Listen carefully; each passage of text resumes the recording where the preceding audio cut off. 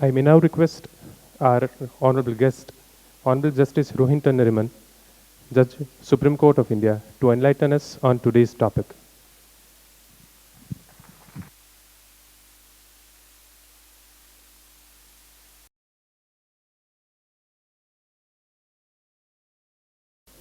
Chief Justice ready, Honorable Judges of the Gujarat High Court,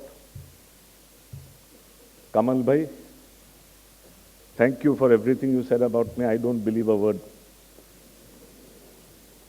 Suresh Bhai, Nirupam Bhai, my dear friend Dushyant, ladies and gentlemen.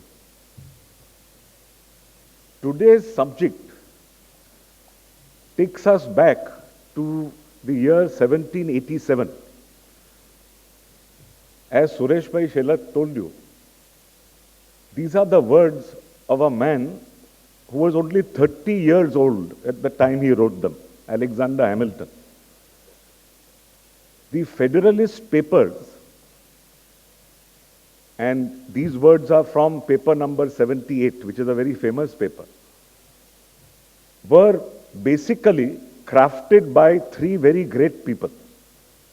The youngest, Hamilton himself, who wrote 51 out of 85 of them. The second, James Madison, who was the fourth president, also called the father of the US Constitution. And the third, John Jay, who became the first Chief Justice of the United States Supreme Court. Now, what is interesting is that these papers were written in order that the state of New York, which was one of the 13 colonies, so to speak, which formed the United States of America, ratify the US Constitution after it was drafted. There were various drafts which went through, but the basic draft was the Virginia draft of James Madison, which is why he is called the father of the Constitution. And in order that New York ratify the Constitution, it required the persuasive powers of one of its youngest subjects, Hamilton, aged 30, to tell the state of New York what this new Constitution was all about. And in telling them what this Constitution was all about, he basically told them that there were three great divisions of power.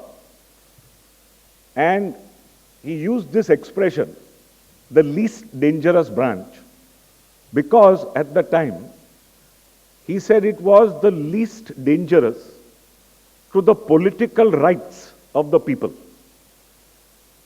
being in the least capacity to annoy or disturb them. These are his exact words. And he said, when you compare the judiciary with the legislature or the executive, the legislature has the purse, dispenses the honors. The executive holds the sword. But what does the judiciary have? Only judgment. It has neither force nor will and must depend for execution of its orders on the executive, which is why he also called it, dubbed it, the weakest branch of government. Now, as I told you, these words were spoken way back in 1787. But what he said came to pass almost immediately thereafter. There were two examples, one interestingly enough in Bombay, and the other, the US Supreme Court itself. Chronologically, the Bombay example comes first. In Bombay, a Supreme Court was set up by the East India Company in the year 1824.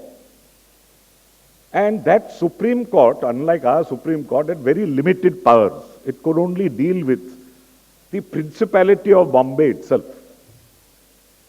It consisted at the time of a Chief Justice, West, Judge Chambers, and Judge John Peter Grant.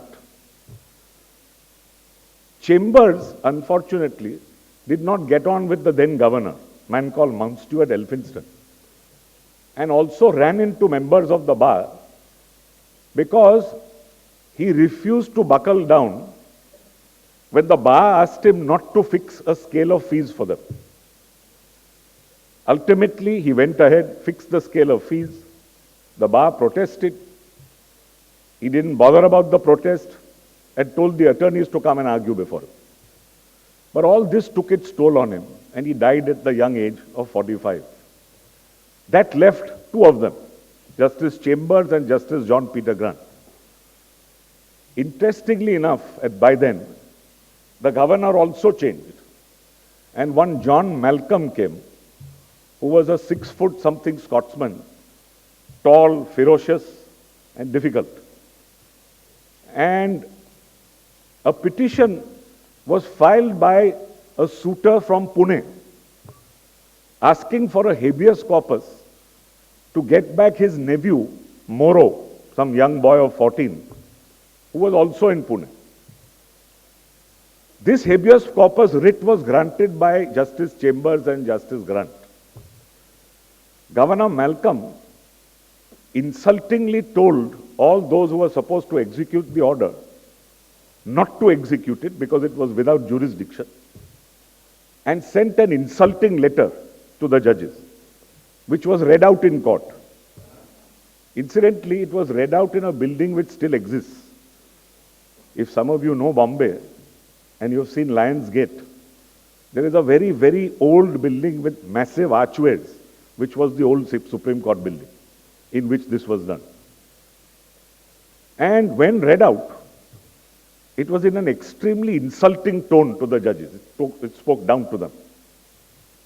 Justice Chambers, on this letter being read to him, felt extremely agitated and then made a very famous statement that at least in this courtroom, there is nobody above us except God and the King, and sent back the writ to be enforced. 2 weeks later, Chambers died, which left only poor Justice Grant. The writ was unceremoniously sent back, and as a result, Justice Grant locked up the Supreme Court and set sail for England. However, the matter didn't end there. What happened was that a complaint was made by the governor, mind you, not by the judge, to the board of directors in England.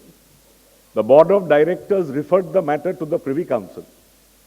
And the Privy Council, surprisingly, took the side of the governor and then said, yes, the order was without jurisdiction. And then ultimately it was decided that since Grant was going to go back and sit as one of the three judges, the board said, we will need 2 tame elephants to be sent from here to put down this wild one. And they sent 2 other persons in order to oversee Grant.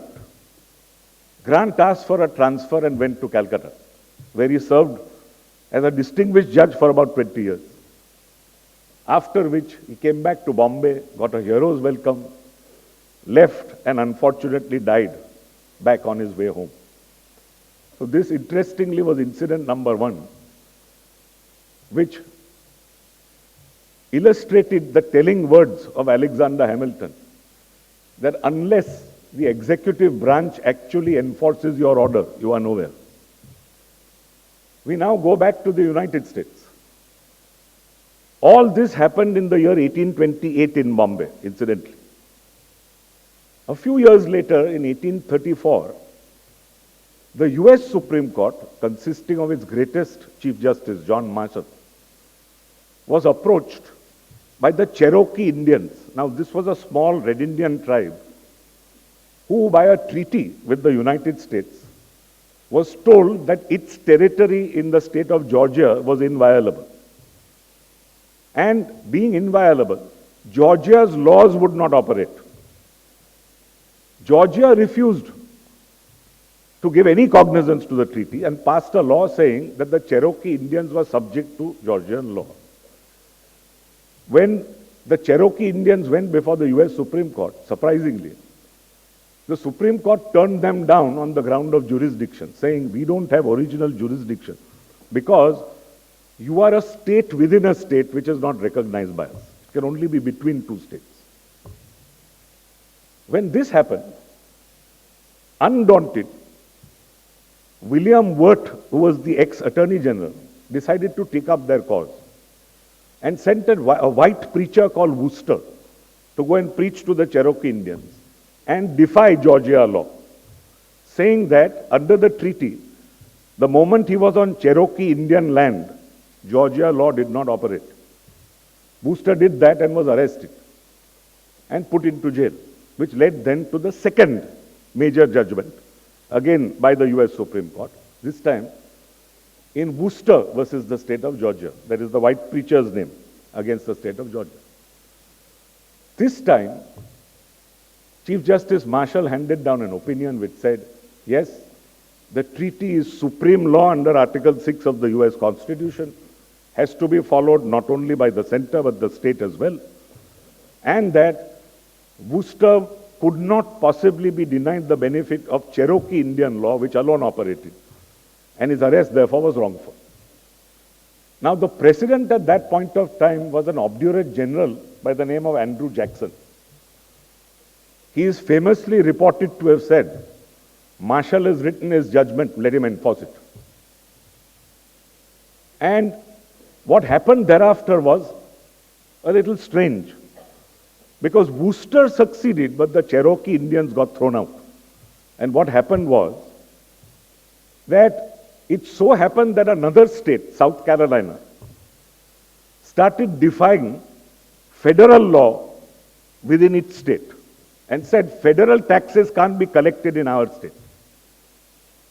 So Jackson then exhorted Congress, who passed what was called the Force Bill at that time, that the military could be sent in order to enforce federal law within a state. What happened was that somehow or the other, Wooster, being a white man, happened to get released. And ultimately, therefore, the Supreme Court judgment was executed. But the whole basis of the judgment was that the Cherokee Indians would not be bound by Georgia law within their territory. President Jackson used this force bill to force these very Indians out of Georgia. And what was described as a vale of tears took these poor people all the way to Oklahoma in breach of a solemn treaty made with the United States. And on the way, in a place called Little Rock in Arkansas, Chief Ross, the Indian chief's wife, died and is buried. And a mile away from where she is buried, another great drama took place, which I'll come to immediately. These two instances have shown us that at least in the early 19th century, the court was indeed a very fragile institution because the executive could with impunity disregard its orders. We now come to the famous US Civil War, which took place as a result of a decision in Dred Scott's case, which most of you people must be knowing about, which was handed down in 1857, the same year as our mutiny, by the US Supreme Court.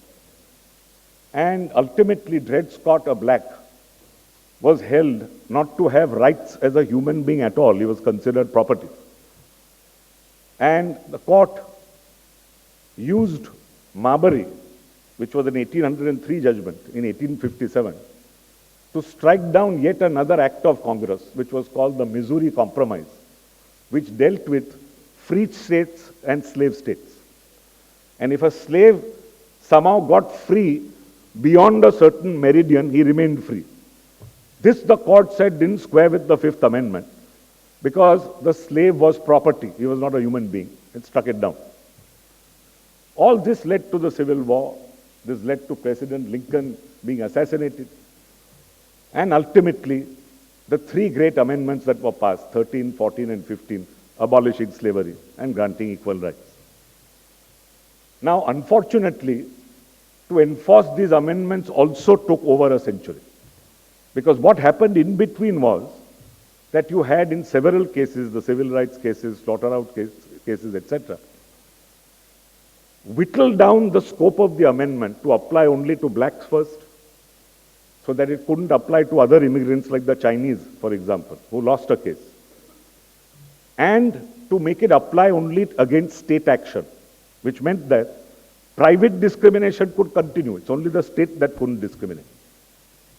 Ultimately, in a judgment delivered in 1896, the first Justice Harlan dissenting in Plessy versus Ferguson, they said, we will allow Congress and we will allow the states, this is the Supreme Court said, to have separate but equal facilities so that there would be no intermingling between the two races. If you set up a school for whites, you should set up an equally good school for blacks, and so on. Now, this continued right till the 1950s after the Second World War. The first hearing took place before a Chief Justice, Vinson, who was weak. Fortunately, the case was reheard, and he died in the process of rehearing.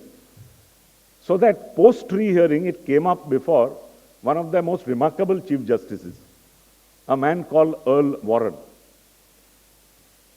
Macaulay had famously said that in the navy of Charles II, there were seamen and there were gentlemen.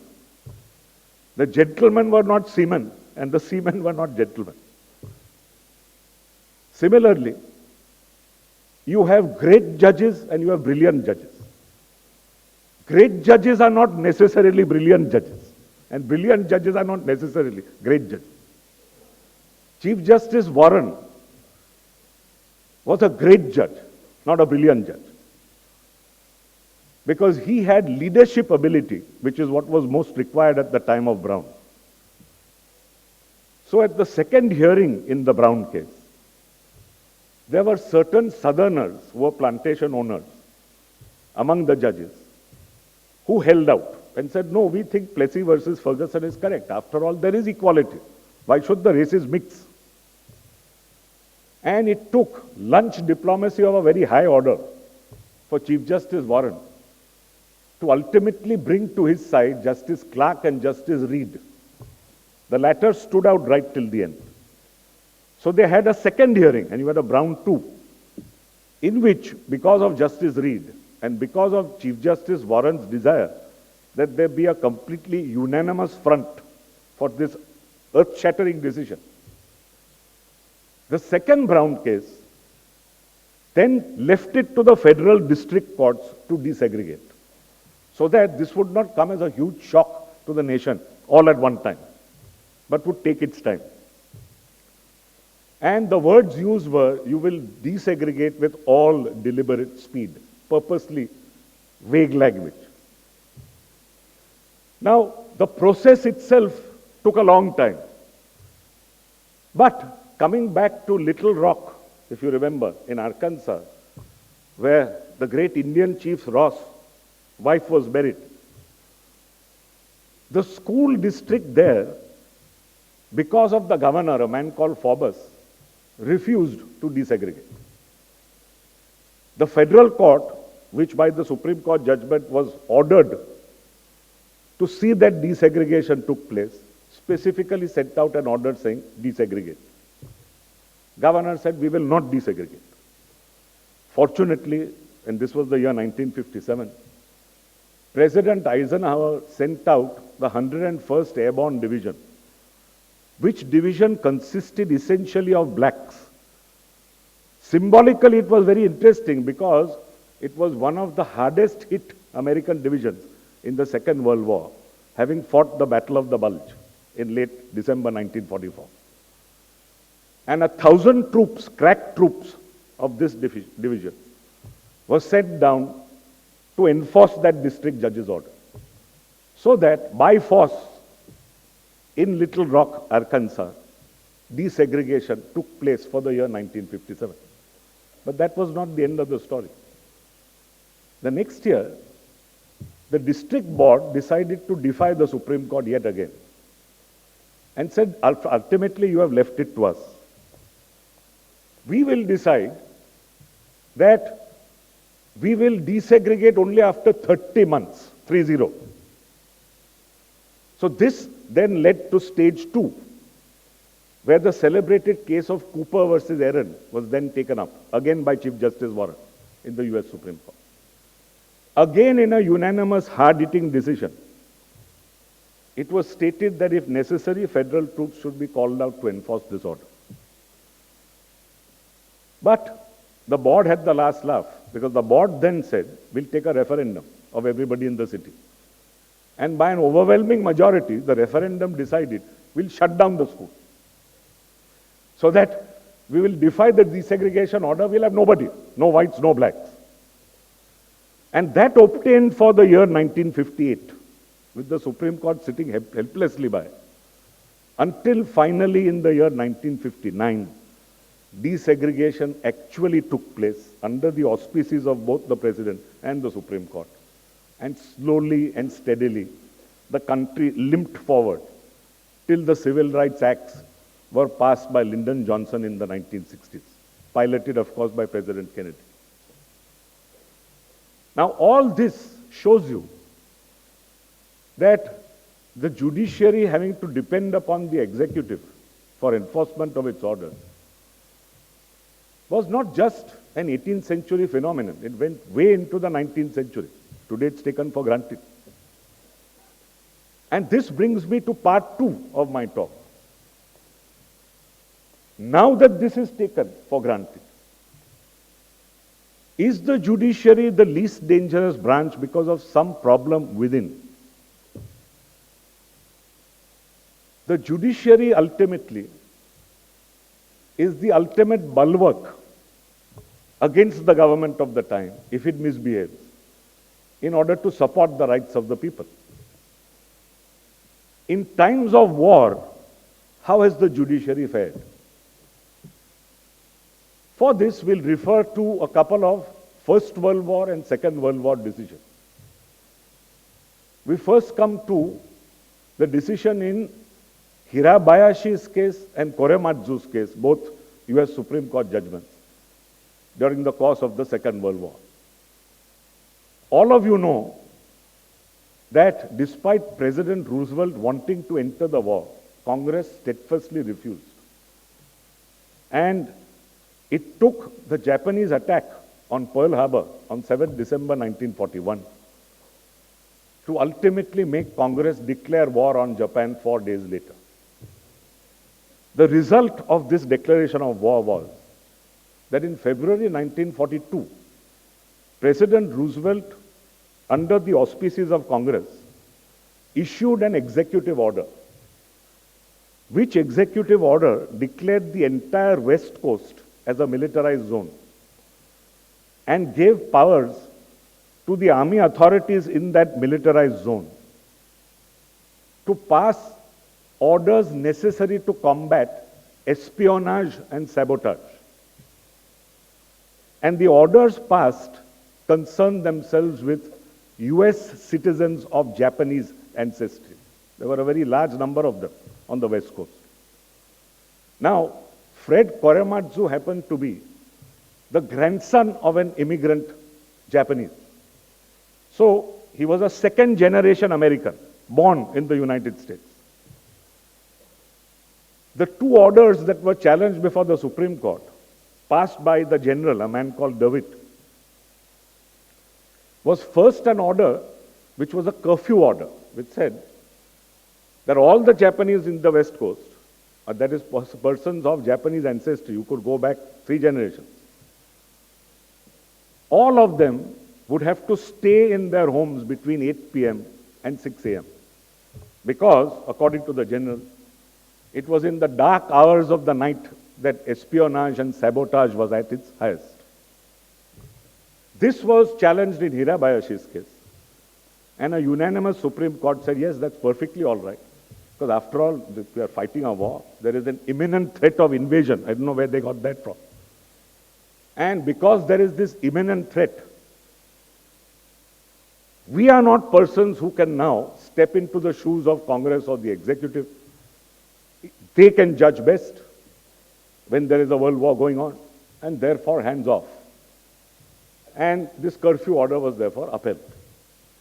But now came a very serious order, an order which was a much more serious infraction in the fundamental right of a US citizen. This order was an externment order. So that persons like Korematsu would now have to leave their homes and be put into concentration camps without any determination of whether they were disloyal, without anything. There was no charge against them, nothing. It was like an order of preventive detention. You are herded into a concentration camp. He defied the order, so he got 5 years jail, apart from the concentration camp, and took his case all the way up to the US Supreme Court. This time by a decision of 6-3. Justice Black, leading the court, otherwise a very great libertarian judge, said, look, there is an imminent threat of invasion, and used the same sort of logic as Hirabayashi, and ultimately said, we are not persons in times of war to get into all these niceties. This is a time of war, therefore, what the executive thinks best is best. But interestingly, 3 judges dissented. The first judge was Justice Roberts, the famous Justice Roberts, whose switch in time saved 9, if you remember. Because Roosevelt wanted to pack the court, because the court was striking down all his New Deal legislation. This Justice Roberts switched at the last time, and 5-4, striking down became 5-4 upholding. And here he spoke with great verve and said there's nothing like an imminent threat at all. This is pure racism. We don't recognize it, and it therefore violates the 14th Amendment and must be struck down. The second judge was an ex-Attorney General, Justice Murphy, who pretty much said the same thing. And the third dissenter was the most interesting judge of all, the great Justice Jackson, who represented the US at the Nuremberg trials, if you remember, as the special US prosecutor, sitting Supreme Court judge sent as a prosecutor.